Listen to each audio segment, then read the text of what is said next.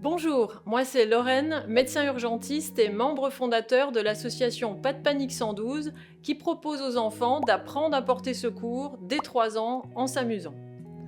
Aujourd'hui, on vous présente la méthode pédagogique de Pas de panique 112. Grâce à une collaboration entre des professionnels du secours et des enseignants, nous avons développé des outils pédagogiques qui permettent à l'enseignant de conduire cette méthode en autonomie avec ses élèves. La méthode contient différents modules qui abordent chacun un thème de prévention et de secourisme, comme le traumatisme simple, l'appel des secours, la sécurité incendie et bien d'autres. Les modules se retrouvent dans une mallette, c'est la mallette Pas de panique 112. Et c'est justement Isabelle, professeure des écoles, qui va désormais nous la présenter au sein de sa classe. Bonjour, je m'appelle Isabelle, je suis enseignante depuis 17 ans et je travaille cette année en grande section CP et je vais vous présenter la méthode Pas de panique. Cette méthode, elle est clé en main. Elle a été écrite de manière le plus simple possible pour qu'une enseignante ou un enseignant qui débute puisse vraiment le mettre en pratique tout de suite. Il ne demande pas beaucoup de prise en main, il faut juste lire la séance et après il faut faire confiance aux enfants. L'album est un vrai support, du coup les enfants ils comprennent ce qu'ils doivent faire et ça se fait vraiment de manière naturelle. Ils sont tout de suite partants. Et ça c'est pas rien quand on est enseignant. Alors ici on va parler de la chute à vélo. C'est Léo a fait une chute à vélo. Et donc on imagine en fait que les enfants tombent dans la cour et comment on réagit si ça arrive. C'est le premier module en fait de la mallette Pas de panique. C'est des séances qui durent 30 à 40 minutes en fonction du temps qu'on a. La première séance, on découvre l'album à travers un chevalet à 3 pour que tous les enfants puissent bien voir. On parle des points clés, on redemande aux enfants de nous raconter l'histoire pour voir s'ils ont bien tout compris. Et ensuite, deuxième séance, on redemande aux enfants s'ils ont bien compris l'histoire. Et puis tout de suite, on passe à la mise en pratique. On joue l'histoire qu'on vient de lire. Et puis chaque enfant joue à tour de rôle, soit la personne qui a eu peur, soit la victime, soit le centre de secours ou la personne qui porte secours. Ça leur permet de se rendre compte vraiment de ce que chaque personne ressent. C'est vraiment complet.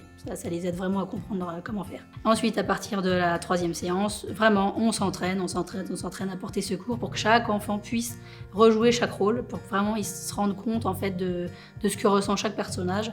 Voilà, une fois que c'est bien acquis, on transpose à des situations de la vie courante. Par exemple, en faisant une chute de toboggan dans un parc, une chute de lit dans la chambre, voilà. Vraiment pour que ça ait vraiment aussi du sens en dehors de l'école. Ce qui est chouette, c'est que les enfants n'ont pas cette appréhension que nous, on a. Et même les CM, j'ai déjà dans cette école fait le Pas de panique avec les CM. Et en fait, les CM, ils ont peur du regard des autres. Et, ils ont peur de mal faire, ils ont peur de regarder, le copain, il m'a dit ça.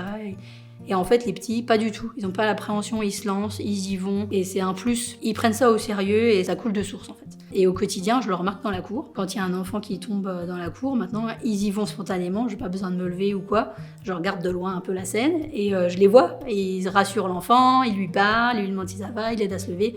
Et puis s'il veut pas se lever, ils viennent nous voir en courant. Vite, vite, maîtresse, dépêche-toi, pas de panique. Il y a un enfant qui est tombé. Et puis ils m'expliquent ce qui s'est passé, vraiment comme on l'a appris en classe. Et c'est chouette parce qu'on voit au début de l'année, en fait, ils sont paralysés, ils restent comme ça, ils savent pas trop quoi faire. Et ça leur donne vraiment des vraies clés qui réinvestissent. Alors, dans la mallette Pas de panique, il y a un chevalet, format A3, pour que les enfants puissent bien voir. Il y a l'album, qui correspond au module. On a des coloriages, des activités dérivées, un quiz, une fiche de lecture, des activités d'art plastique.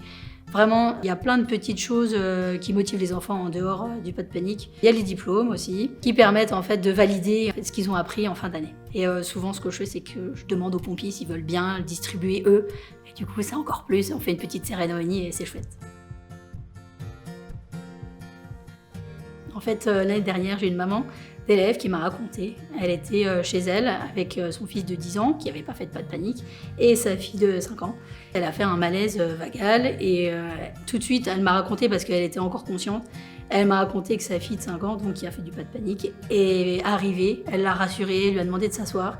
Et son frère qui était juste à côté était en panique à se dire qu'est-ce que je vais faire, mais maman ça va, Et elle est restée mais d'un calme olympien. Elle était prête à prendre le téléphone et à faire le 112. Bon, la maman, ça allait mieux juste à ce moment-là, elle a repris le téléphone, mais vraiment, elle était épatée de voir à quel point sa fille a été calme, alors qu'elle faisait un balai sous ses yeux et que son grand frère de 10 ans était complètement paniqué. Alors, tous les ans, ce que je fais, c'est que je contacte la caserne de proximité et je leur demande s'ils seraient d'accord de venir soit à l'école, soit que nous, on se déplace dans leur caserne, afin de leur montrer ce qu'on sait faire, ce qu'on a appris. Et donc, la plupart du temps, ils disent oui, un grand oui. Et donc, quand on va dans la caserne ou quand ils viennent, on leur fait une petite démo du pas de panique, de ce qu'on a appris. Et ils sont toujours épatés, en fait, de voir que des enfants de cet âge-là sont capables de porter secours, d'avoir les bons gestes, de pouvoir expliquer ce qu'ils font. Et vraiment, c'est génial parce que ça apporte vraiment un plus aux enfants, même s'ils me croient quand je leur dis qu'ils sont géniaux, et ben c'est encore mieux quand c'est un bon pied qui le dit.